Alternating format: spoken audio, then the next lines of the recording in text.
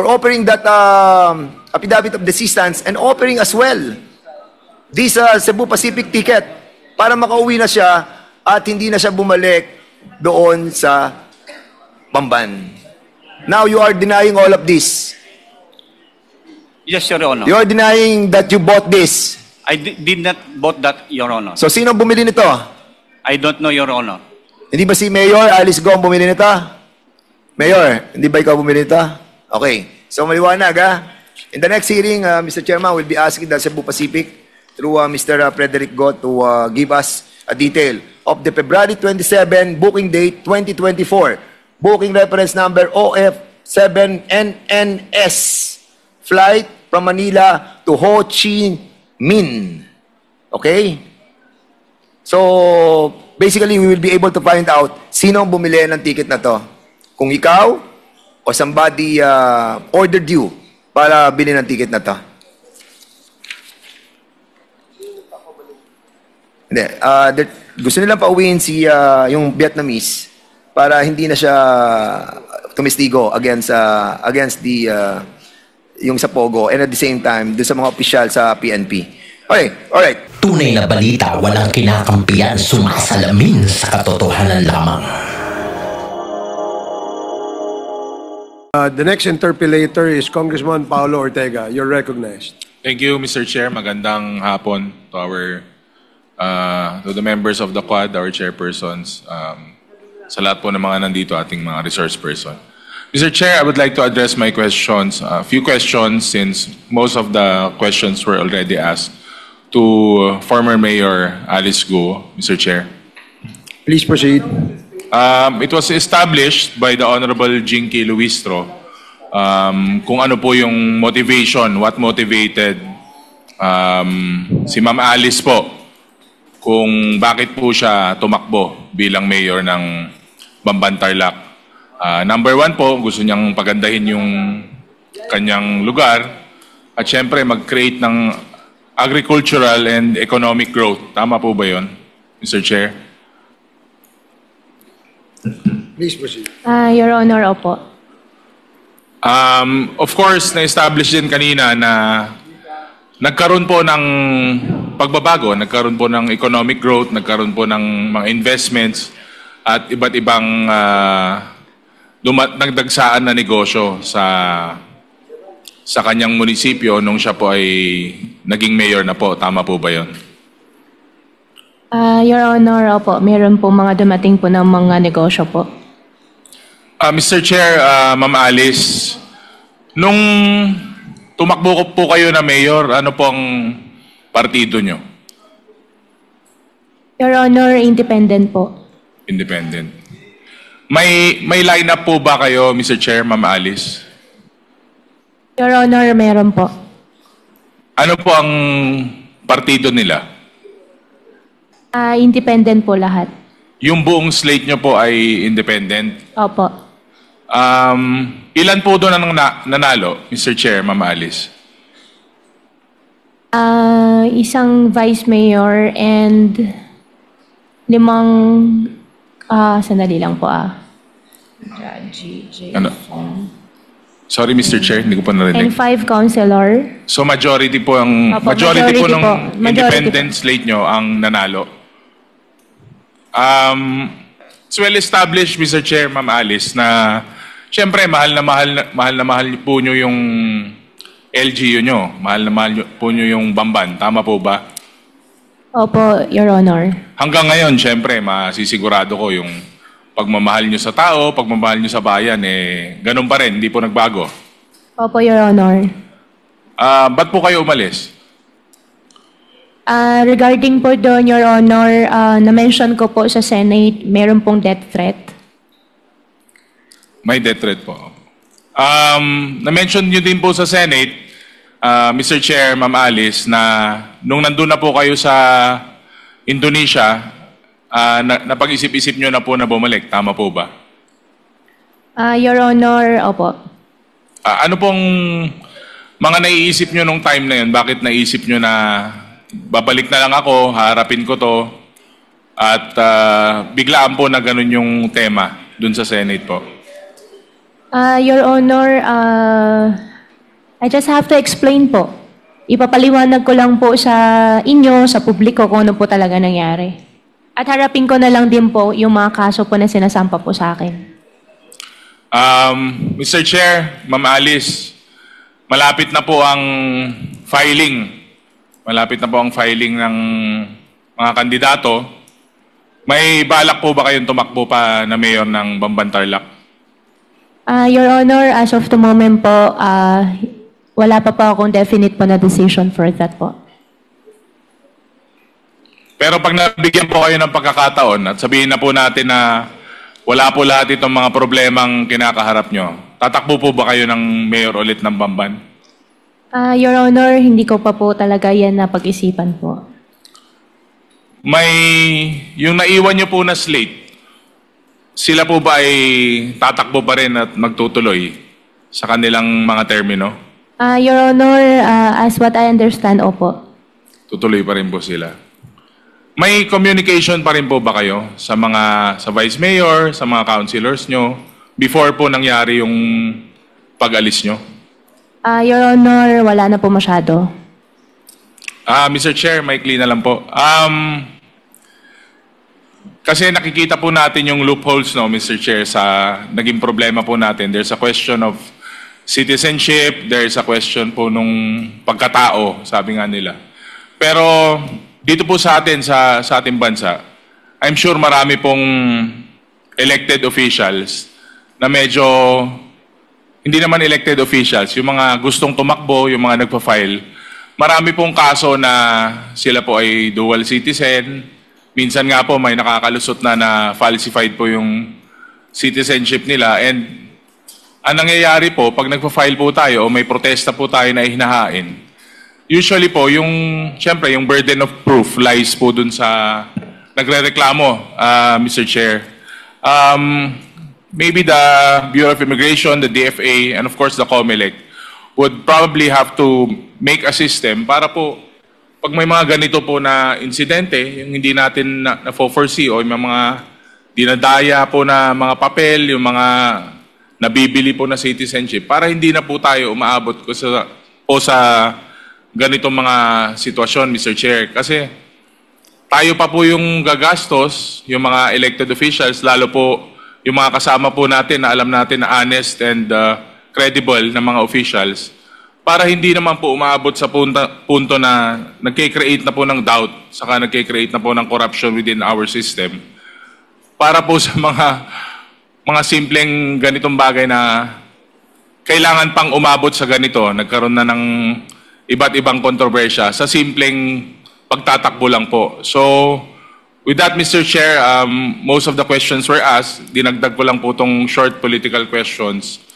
Para po, of course, we can come up with a policy, a measure, para po within our government agencies, nahanap po natin, na-address po natin itong mga loopholes na to, para hindi po ganito kalaki aabutin ng kontrobersyang kinakaharap natin. At doon pa lang po sa simpleng pagpa-file, simpleng pagpasok po sa mga iba't ibang lugar, simple pong pag-i-establish ng negosyo, natitrace na po lahat yung mga bagay na ito. Yun lang po, Mr. Chair. Thank you. Okay, thank you, Congressman Ortega. The next to interpellate is Congressman Dan Fernandez. You are recognized. Okay.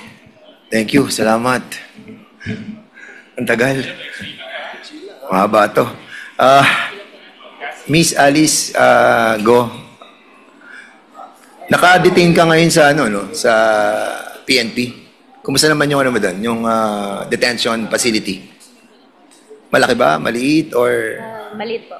Okay maliit lang? Aircon, something like that? Hindi po. Hindi naman. Pero kasi pag nakikita namin sa TV, parang ang dami-dami mong kasama. Ilan ba yung mga nag-a-assist sa'yo sa security mo?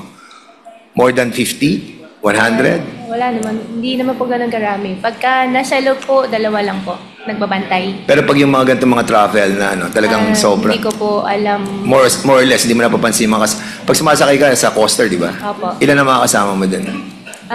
Sa loob po ng coaster, more than 10. More than 10, oo. Tapos may mga, ano pa? Mga, Hindi ko na po napapansin po. Okay, sa Senado, you were asking for an executive session, correct?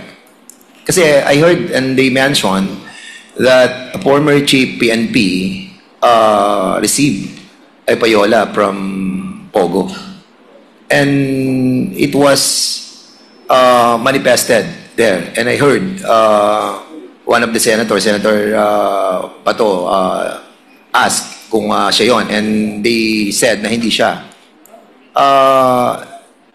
And you were asking for an executive session in the... No po. No agad, Ang bilis mo sumagot. Opo. So, okay. So, you want us executive session in this committee? Baka meron kang i-reveal tungkol sa mga bagay, tungkol sa mga payola na binibigay, hindi lamang po sa mga PNP but also on the public officials? Your Honor, wala po akong alam po doon sa mga payola po na sinasabi po nila. In fact, nagulat din po ako doon sa sinabi po ni General. Okay, thank you for that. Apo.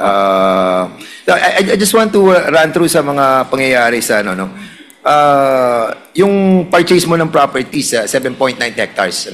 Alam naman natin yun, di ba? That it was established.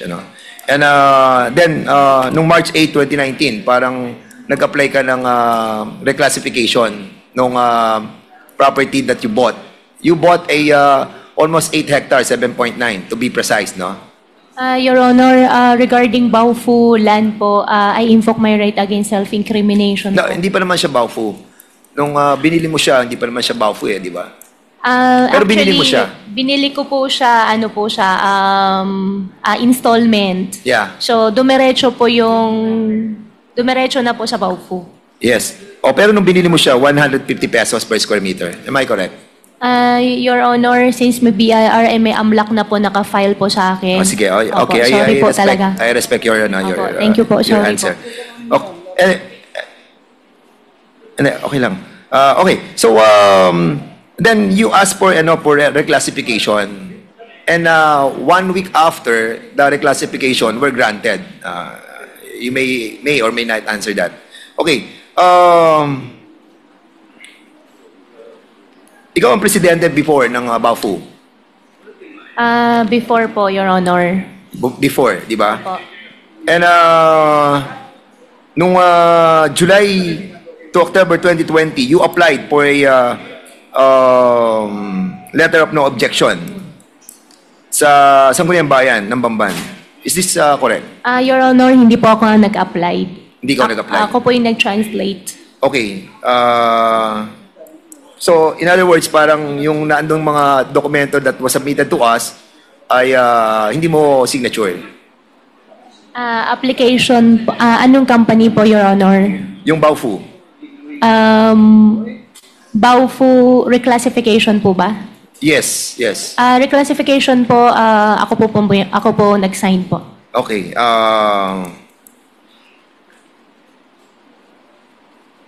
Alright. So, nung December 2, 2020, nag-raid doon yung NBI. So, hindi ka pa mayor dito. Pero, have you heard about the raid of the NBI and immigration? Nalaman po namin after po. And, nung malaman mo, since na inoperate sila, ni-raid sila, there were 332 foreign nationals that were arrested. Di ba? Is that correct? Your Honor, as what I remember po, opo, nakita po namin sa news po yan. At wala pang permit yung, wala pang OGL, yung Hongsheng during that time. Di po ako sure po. Pero you own the property, yung Baofu land. So, being the owner of that property, alam mo kung yung binigyan mo ng lease contract para mag-operate ng Pogo, have already secured that license from the PAGCOR. Your Honor, regarding Baofu po, I invoke my right. Sige. Dahil po Alright. may final po sa akin human trafficking po sa DOJ. Alright, Sorry so... po. Sige, panay Baofu to. Iwasan na natin yung Baofu para hindi na tayo mahirapan. February 1, 2023, mayor ka na, di ba? Mayor ka na. So, nung mayor ka na, nagkaroon doon ng operation ang CIDG. And Sa operation na yon that was conducted, wala pang permit. Wala pa ring permit sila, yung Pogo. Because from Hongsheng, nag-apply kayo sa ano yun? Sun Yuan Technology. Your Honor, hindi po kami. Nag-ooperate. Hindi po kami. I have no idea about it po. Okay, pero property mo yun, yung sa inookupahan ng Sun Yuan Technology. Am I correct? After po ako nag-divest po, hindi ko na po alam. Alright, sige. So,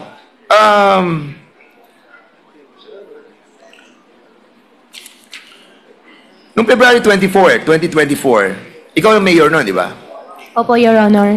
Natatandaan mo yung si Min Duc, yung isang Vietnamese na tumakas doon sa property mo at pumunta doon kay Mr. Santa Maria.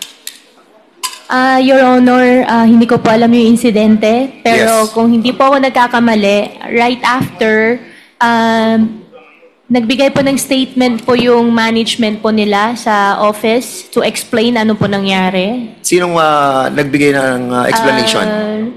From the management of Zunyo 1. And during that time that tumakas yung Vietnamese na yon, si Nguyen Minh Duc, according sa kanyang affidavit, siya ay hinire bilang isang chef, cooking position for Vietnamese nationals.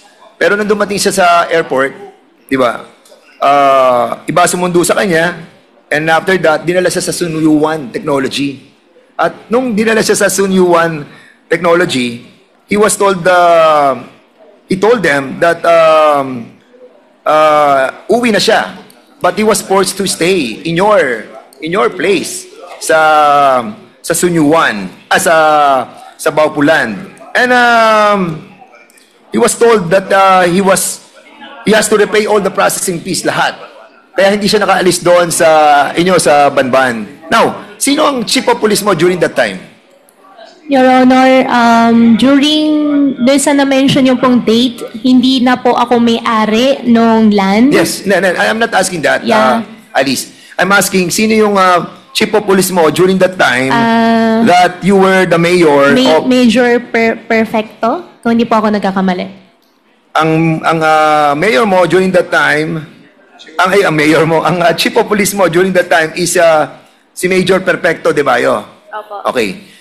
We have invited Perfecto de Mayo. Andiyan ba si Major Perfecto de Mayo? Siya yung chief of police ng Banban, Tarlac. Andito ba? Can we invite the Police Major Perfecto de Mayo, the former chief of police of Bamban? Have you taken your oath? Page, can you assist Major?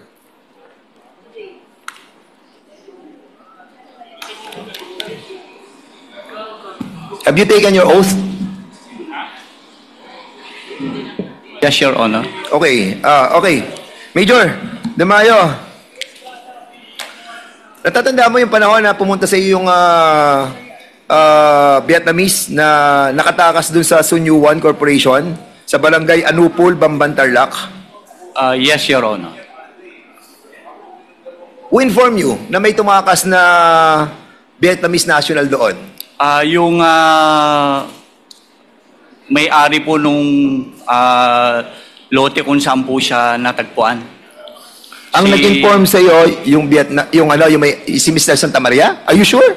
Yes, Your Are Honor. you sure, ha? Yes, Your Honor. Kasi meron silang affidavit that was signed, ha? Ha? Baka pag nakita ko doon sa affidavit nila na hindi sila tumawag sa'yo, I'm telling you, sino tumawag sa'yo at nagsabi na pumunta ka doon sa Samaritan? Si Santa Maria mismo, Si Santa Maria mismo ang nagsabi sa'yo. tumawag po siya sa talk po namin, Your Honor. Tumawag sa'yo? Yes. Okay. Sa TOC po namin. Okay. So siya ang tumawag sa'yo at pumunta ka doon. Actually, yung investigator po natin, yung Sino yung investigador na pumunta doon? si Eduardo Hipolito, Your Honor. Anong time and date mo na-receive yung pagtawag ni Mr. Santa Maria?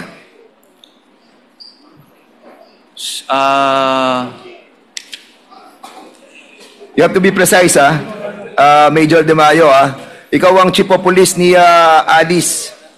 Yes, Your Honor. Okay.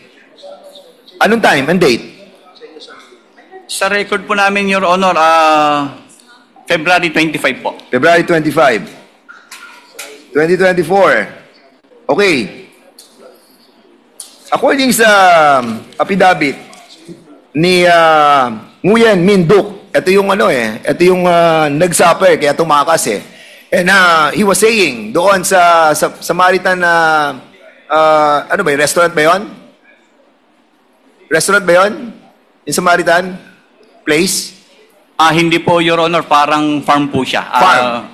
Lugar po nung compound po ito ni Mr. Sandam. Were you aware that this Vietnamese national wanted to kill himself? Meron tayong video na ilalabas natin dito that he wanted to kill himself kaysa sumama sa inyo para ibalik doon sa Sunyuan. And did you offered an affidavit of desistance to this Vietnamese national? Yes or no? No, Your Honor. No. Yes, Your Are you Honor. sure? Yes, Your Honor. Kasi, kasama ba PAOK TF? Kasama ba sila sa kaso na pinila ng PAOK about this issue regarding this Vietnamese national, si Nguyen Minh Duc? Si Mr. Duc or Danny is one of our witnesses complainants po doon sa original case na pinail natin laban doon sa unang 8 foreign nationals po na nakasuhan natin. Okay, De Mayo, did you purchase or somebody ordered you to purchase a flight, a one-way ticket going to Vietnam? No, Your Honor. Are you sure? Yes, Your Honor.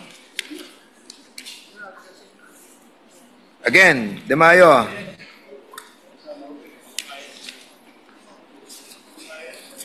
I'm again warning you, nawawala lang yung ticket dito, pero I got the ticket, the one-way ticket of Cebu Pacific, and we will try to find out from Cebu Pacific who purchased this ticket or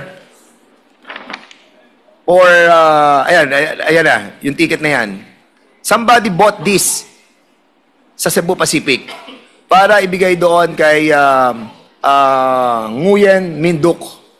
And an affidavit of desistance was offered to him.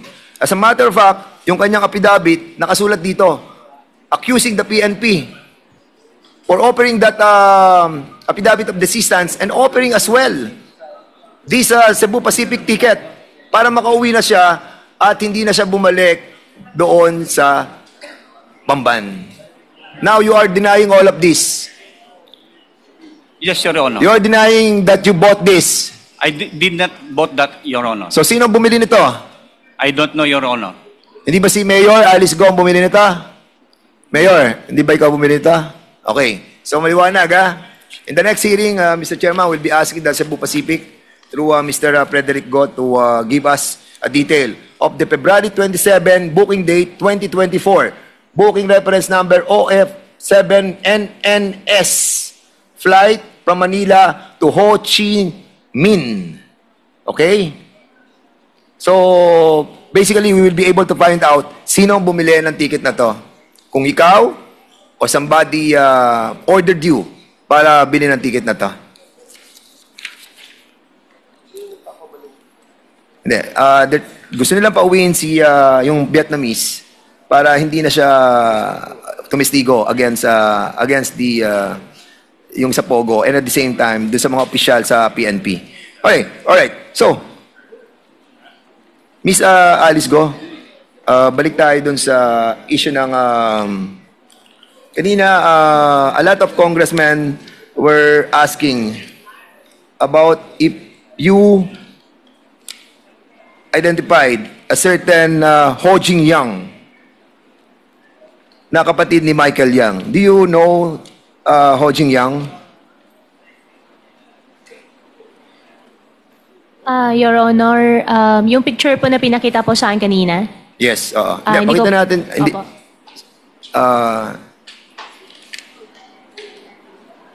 si Ho Jing Yang, hindi mo siya kilala. Yung And- picture po, Your Honor, na pinakita po kanina na both dalawa po. Yes? Wala pa akong kilala kahit isa po doon. Wala kang kilala doon. Wala po.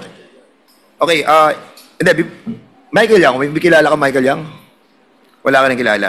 Sige, before that, Mr. Chairman, allow me to kasi you were telling the Senate that yung pag alis mo sa Pilipinas ay you testified ba sa Senate that you hindi ka nag-testify doon about yung travel mo palabas ng bansa?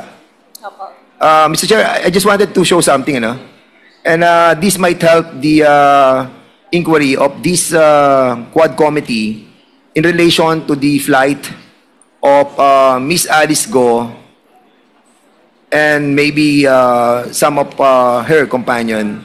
So siguro ilabas lang muna natin yung we were able to gather this information sa CAAP, no? And from Manila, nung I think that was on August, from Manila to Singapore,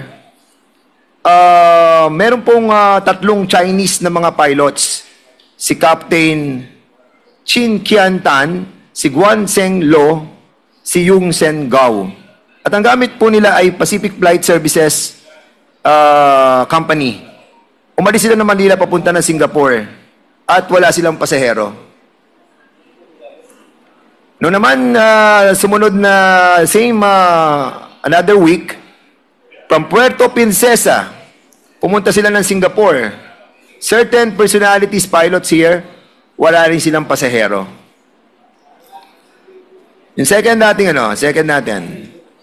Dito naman po, from Clark, point of origin nila, pumunta sila sa Kota, Kinabalu. Meron din po silang tatlong Chinese na mga piloto. Si Captain Kuo Li Quan, si Chang Por Chun, si Wang Shengkai, si Chen Yu. Mr. Chairman, wala rin silang pasahero. Ito noong June 30, 2024. At ikato naman dito, Mr. Chairman, kung mapapansin mo, noong July 3, PhilJets Aero Charter Corporation, Puerto Princesa, papunta rin ng Singapore. Ang kanilang mga pilots are all mentioned here, wala rin silang pasahero. So we need to investigate this matter, and we will be inviting yung immigration, custom, and quarantine. Kasi alam niyo itong mga charter flight na ganito, miski yung mga cargo flights, chine-check po yung mga tao or yung mga cargos or yung mga dala-dala nila doon sa private plane. And we wanted to ask the Bureau of Immigration. Andito po ang Bureau of Immigration? Yes, ayan dyan pala ang BI. BI, can you kindly check these charter flights? Marami itong mga hawak kong mga charter flights na wala silang laman. Papunta sa Singapore. From Singapore o kaya going to Kota, Kinabalu, Malaysia. So, can yes, we solicit some answer, please? We'll have it check, Your Honor. At the end of the committee hearing, Your Honor, I'll just get, if it's possible, to get copies of those. I will be flights, giving Your you all Honor. these documents. Yes, Your Honor. Thank you, Your Honor. Yeah. Okay. Custom. Andiyan ba custom? So we'll be asking also custom kung nagbabalanse po yung declaration ng CAAP, declaration ng immigration, declaration ng Bureau of Customs, and declaration ng quarantine. Kasi iba-iba po yan eh. Bago sila umalis dito, dapat lahat yan may checklist sa kanilang tinatawag na general declaration. Otherwise, kapag hindi nag-match-match to, there must be something wrong with this, Mr. Chairman. And I believe, do sa period ng from June, last week of June, up to August, doon natin makikita kung talaga sila ay nagbiyahe ng cargo, private plane, or talaga nagbiyahe sila sa pamamagitan ng bangka papunta doon po sa Malaysia or Singapore.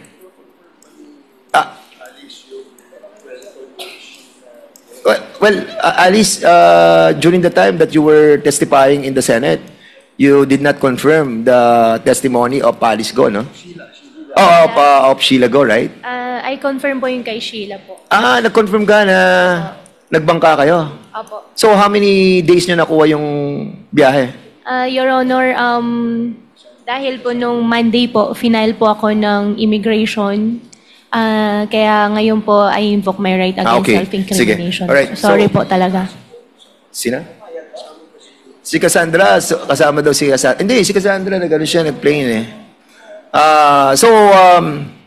Pero during that time, sa Senado, sinabi mo yun, di ba? Na nagbiyahe kayo?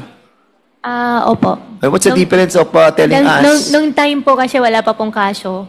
Nung Monday po, final na po ako ng immigration. Anyway, Mr. Chairman, the documents or the testimony of our resource person can be used as well by this committee for that purpose. Okay, so ngayon naman, yung sa raid sa Cagayan, I'll be asking the region, Cagayan de Oro City. Andyan ba yung PNP nung region? What region is that? The Cagayan de Oro City? Region 10. Sige, I'll be asking the region 10, please.